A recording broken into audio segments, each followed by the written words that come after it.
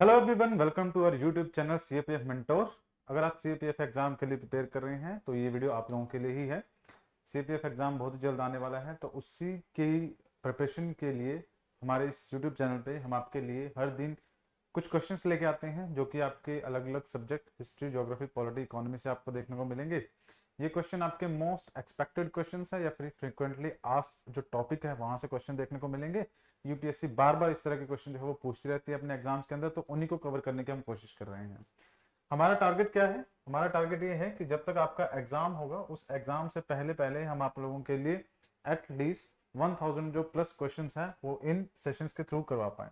कितने होंगे? लगभग 1000 प्लस क्वेश्चन जो है इन सेशंस के थ्रू हम आपको करवा पाए, ये हमारा टारगेट है। तो अगर आप चैनल पर पहली बार आए हैं तो चैनल को जरूर सब्सक्राइब कीजिएगा और ये वीडियोस जो हैं इनको ज़्यादा से ज़्यादा शेयर कीजिएगा ताकि जो अदर एस्पिरेंट्स हैं उन तक ये पहुंच पाए और उनको भी जो एग्जाम है उसके अंदर उसकी प्रिपरेशन थोड़ी सी ढंग से हो पाए उनकी। तो पहले क्वेश्चन की बात करते हैं। The first question, the country which has the longest north south latitudinal extension of its territory. देखो, जो पहली हमारी वीडियोस थी उसमें अगर हम बात करें तो पहली वीडियो के अंदर हमने जनरली जो क्वेश्चंस देखे थे ज्योग्राफी के वो यूनिवर्स से रिलेटेड या उसके ओरिजिन से रिलेटेड देखे थे। ये सेकंड वीडियो है, इसके अंदर हम बात कर रहे हैं लोकेशन बेस्ड या फिर लैटिट्यूड लॉन्गिट्यूड से संबंधित कुछ क्वेश्चन आपको यहाँ पर देखने को मिलेंगे। तो पहला क्वेश्चन जो है, ध्यान दीजिएगा, टॉपिक इंपॉर्टेंट है, क्वेश्चन इंपॉर्टेंट नहीं है। टॉपिक क्या है कि country which has the longest north south latitudinal extension of its territory.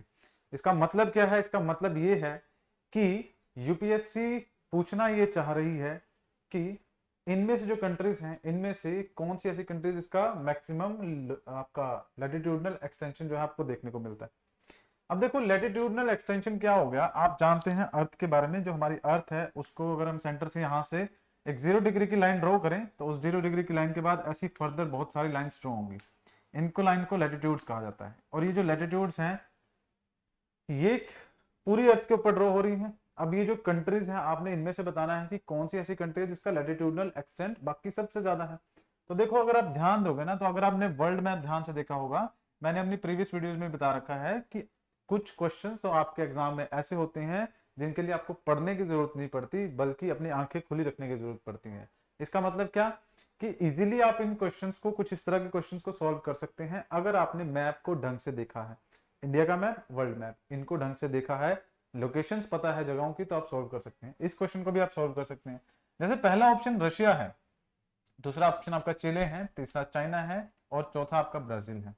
तो इसमें से तीन ऑप्शन तो ऐसे हैं ना जिनका जो एक्सटेंशन है ना वो अगर इस तरह से देखा जाए, चौड़ाई मतलब देखी जाए, तो वो ज्यादा है।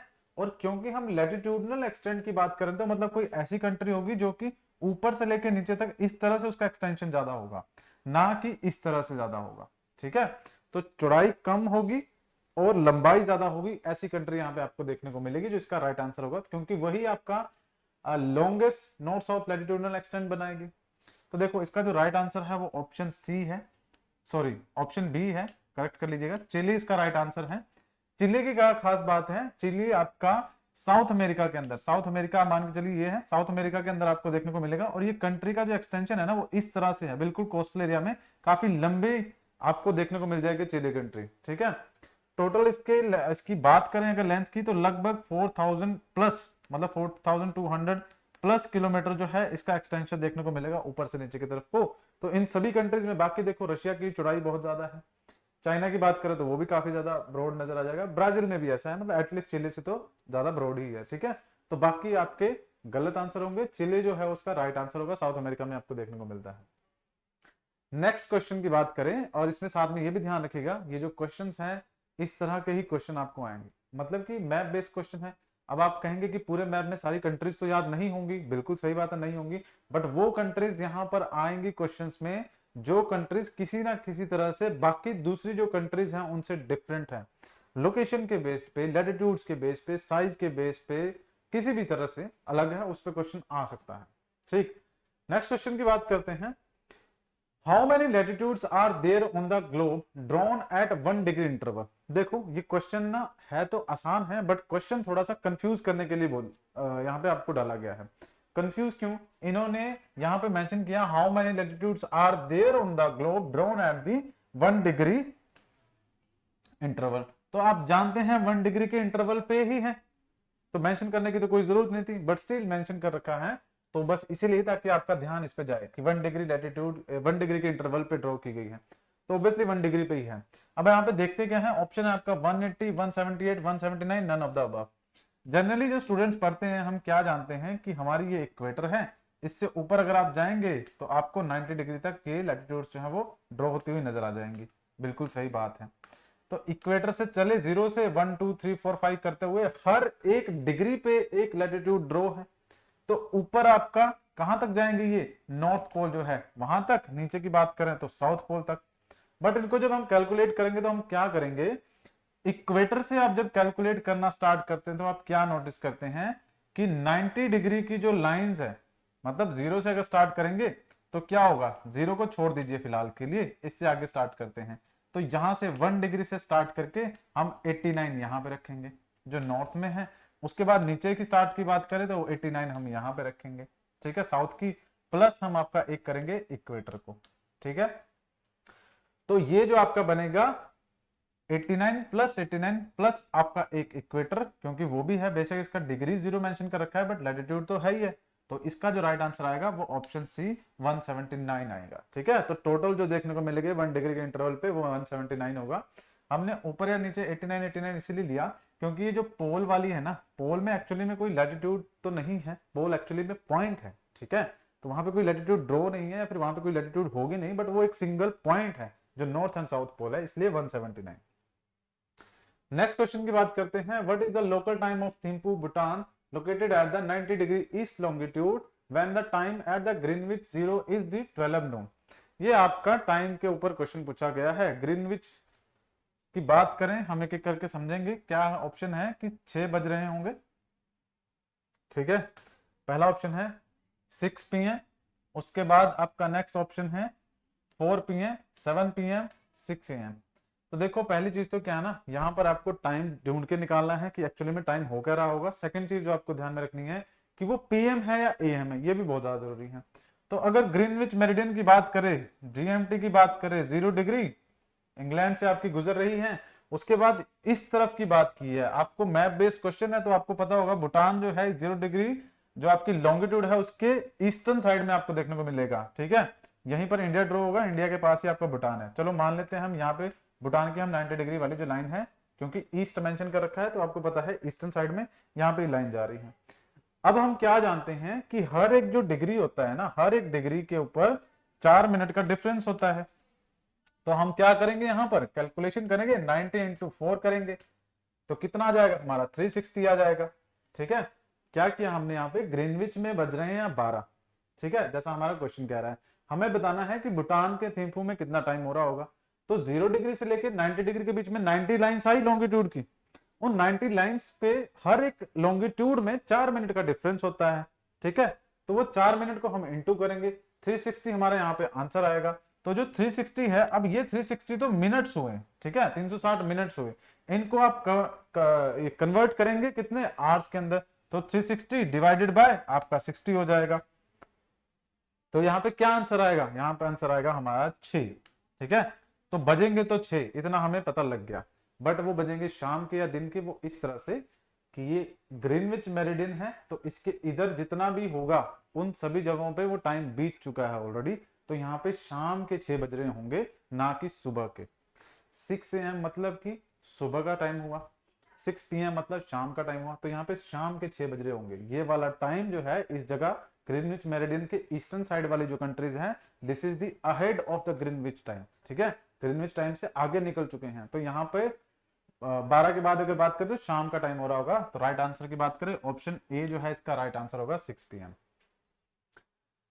नेक्स्ट क्वेश्चन की बात करें, इस तरह से कोई भी क्वेश्चन आ सकता है लोकेशन बेस्ड, तो आपको यही तरीका जो है यूज करना है। हो सकता है यहाँ पर ग्रीनविच की जगह कोई और लॉन्गिट्यूड का नाम दे दिया गया हो, बट लॉन्गिट्यूड टेंशन मत लेना, लॉन्गिट्यूड होगी वही वाली जो किसी ना किसी वजह से फेमस होगी। ऐसे कोई जो ज्यादा फेमस नहीं है या जिसका रिलेवेंस नहीं बनता वो क्वेश्चन नहीं पूछा जाएगा।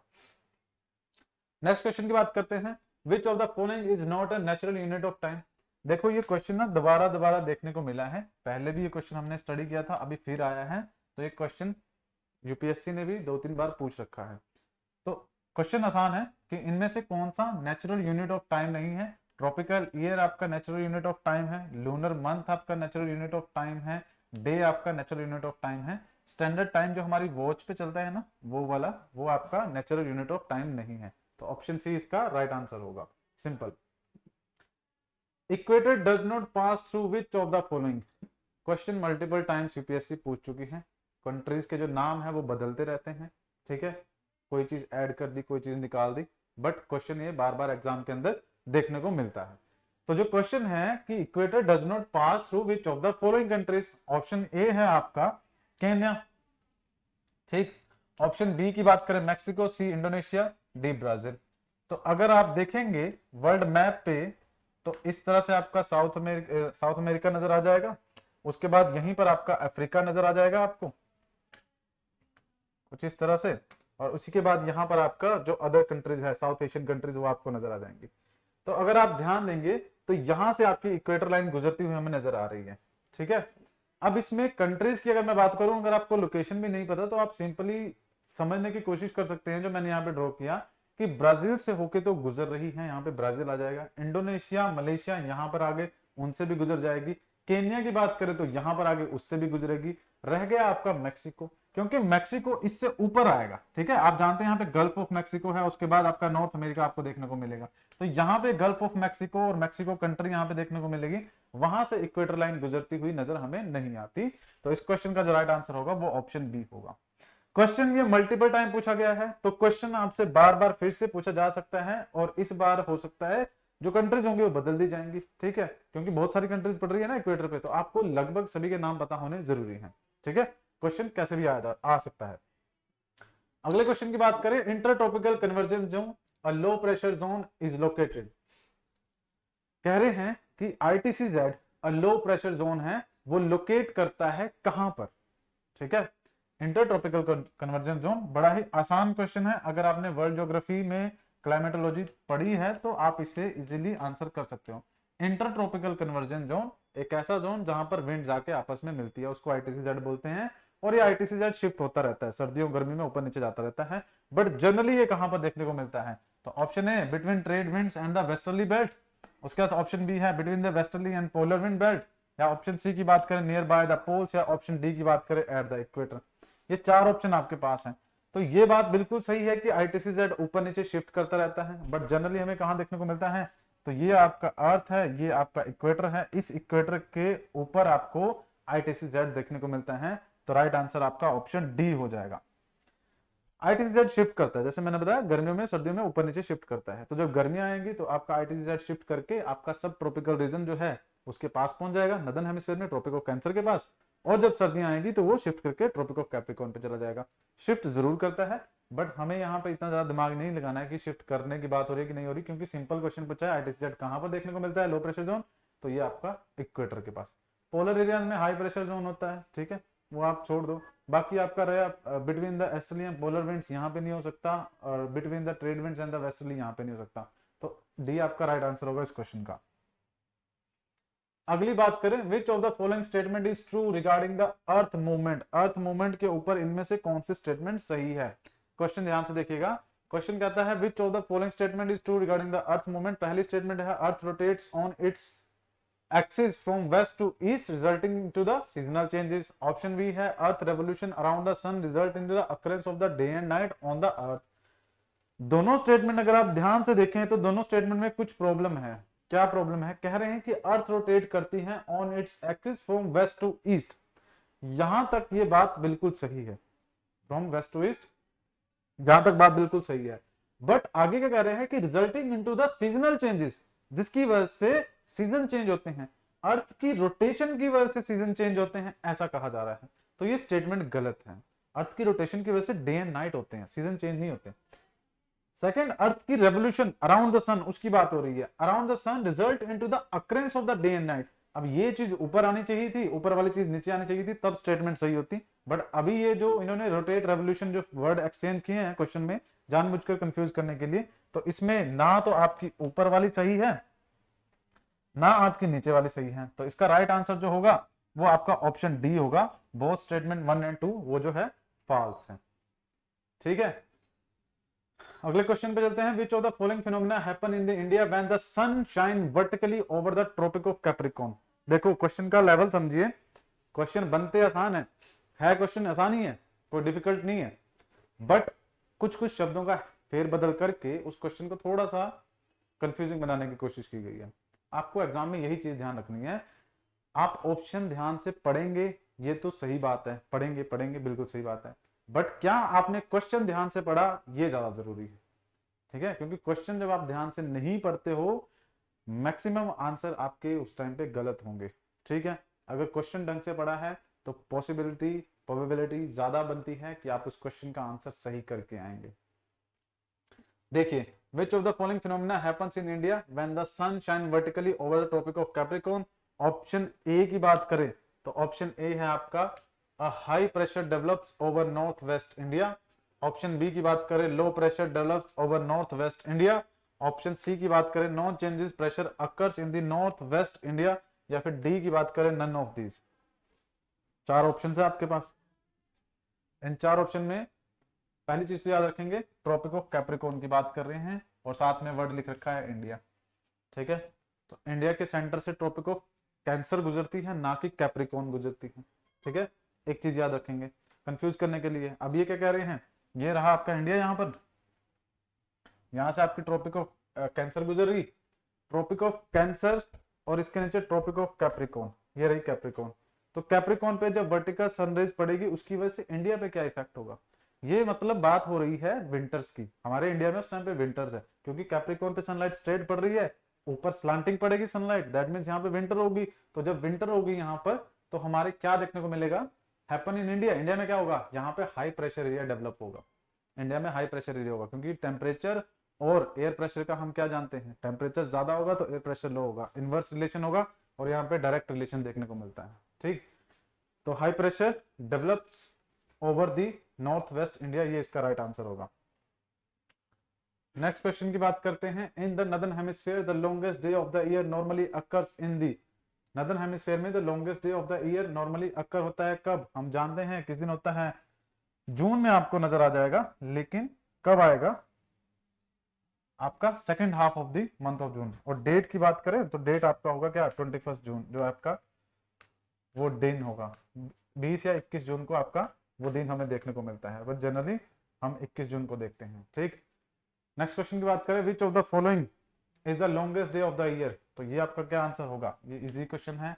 ऑप्शन ए 21 मई, ऑप्शन बी 21 जून, दिसंबर और दिसंबर 25। इसका राइट आंसर होगा ऑप्शन बी, जो इसका राइट आंसर हमें देखने को मिलता है। ठीक है, तो ये आपके कुछ इंपॉर्टेंट क्वेश्चन थे जो हमने आज डिस्कस किए हैं, जो कि आपके latitude longitude location based question थे। अगला जो सेशन होगा वो again longitude latitude based question पे ही होगा, क्योंकि यहाँ से थोड़े से क्वेश्चन ज्यादा देखने को मिलते हैं। जो जिस टॉपिक में हमें ज्यादा क्वेश्चन लगेंगे ना, किस टॉपिक से ज्यादा क्वेश्चन यूपीएससी पूछती है, तो वहाँ उसके लिए हम 1 से 2 वीडियो या फिर 3 सेशन जो है वो डेफिनेटली करके लेके आएंगे, ताकि मैक्सिमम क्वेश्चंस को हम कवर कर पाए। आई होप ये चीज आपको समझ में आई होगी और क्वेश्चन आपको समझ में आए होंगे। कोई भी डाउट है, कंफ्यूजन है तो कमेंट सेक्शन पे आप जरूर मेंशन कीजिएगा। आप लोगों के जो कंसर्न थे हमने वो एड्रेस किए हैं, तो हम आगे वाली जो आने वाली वीडियोस होंगी उनमें आपको जो वॉइस है वो थोड़ी ज़्यादा देखने को मिलेगी। ठीक है, तो बाकी आप चैनल पे पहली बार आए हैं तो चैनल को जरूर सब्सक्राइब कीजिएगा, बेल आइकन प्रेस कीजिएगा और वीडियो को शेयर कीजिए जितना ज़्यादा हो सके, ताकि हमें भी मोटिवेशन मिले इस चीज़ के लिए और ज़्यादा से ज़्यादा एस्पिरेंट्स को इस वीडियो से फ़ायदा मिल सके। अगली बार मिलेंगे, तब तक के लिए धन्यवाद।